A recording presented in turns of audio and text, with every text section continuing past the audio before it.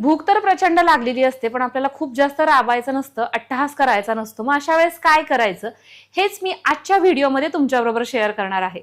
चला तर मग रेसिपीला सुरुवात करूयात. आज आपण पंचमेल डाळ करत आहोत, तर त्याच्यासाठी 5 प्रकारच्या डाळी घेतलेल्या आहेत. तर या सगळ्या डाळी बाउलमध्ये आपण टाकून घेत आहोत. प्रत्येक डाळ ही प्रत्येकी 3 मोठे चमचे घेतलेली आहे. याच्यामध्ये तुरीची डाळ, मुगाची डाळ, मसुरीची डाळ, हरभऱ्याची डाळ आणि उडदाची डाळ घेतली आहे. पाणी टाकून घेतोय आणि ही आपण स्वच्छ धुवून घेणार आहोत. आता इथं आपण ही अगारोची मल्टीकुक केटल विथ स्टीमर घेतलेला आहे आणि याच्यामध्ये पाणी ओतून घेतोय. आता आपण केटल ऑन केलेली आहे. याच्यामध्ये ही डाळ टाकून घेऊयात. तुम्हाला हवं असल्यास ही डाळ तुम्ही साधारण 1 तासाभरासाठी भिजवून ठेवू शकता, जेणेकरून डाळ पटकन शिजली जाते.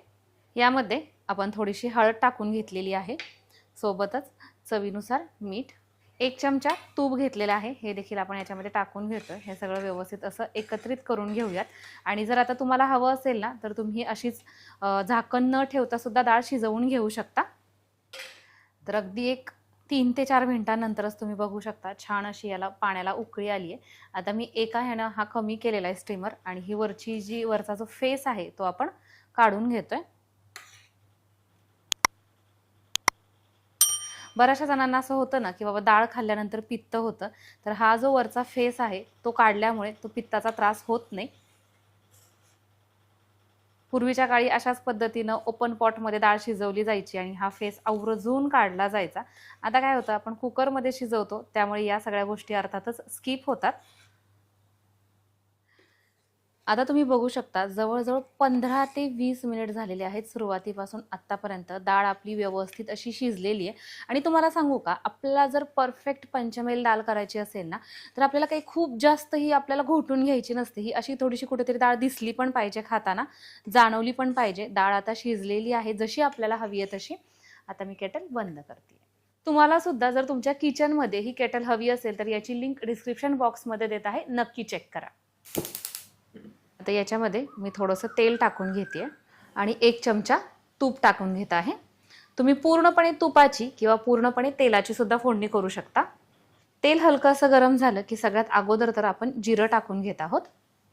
खूप सगळा लसूण, तुम्ही इथे लसूण बघताय, लसणाची क्वांटिटी थोडीशी जास्त आहे, म्हणजे जवळजवळ 15 ते 17 लसणाच्या पाकळ्या घेतल्यात. एकदम बारीक अशा आपल्याला ह्या चिरून घ्यायच्या. पेस्ट आपल्याला वापरायची नाही आहे, अशा पद्धतीनंच हे करायचं आहे, म्हणजे ना एकदम खमंग असा त्याला तडका बसतो.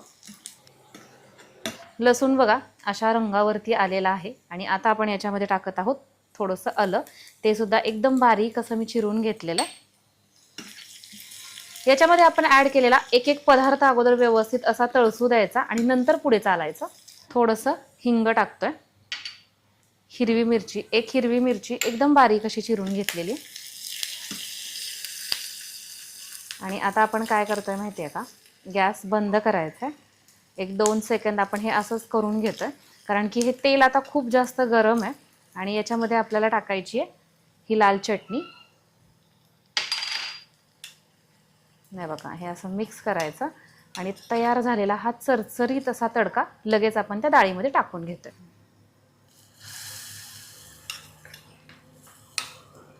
याच्यामध्ये आपण अगोदरच मीठ वगैरे टाकलेलं आहे. एकदा याला छान असं मिक्स करून घ्यायचं आणि ऑफकोर्स नेहमीप्रमाणेच सगळ्यात शेवटी छान भरपूर हिरवीगार फ्रेश अशी कोथिंबीर. आणि तुम्हाला सांगते काय मस्त सुगंध दरवळतोय किचनमध्ये. एकदम झटपट होणारी इन्स्टंट अशी आपली ही पंचमेल डाळ आहे.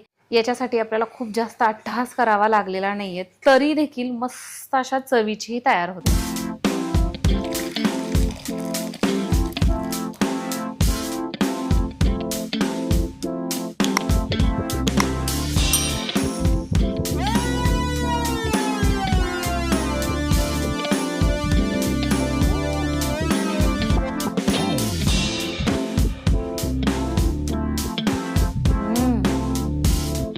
मस्त झाली.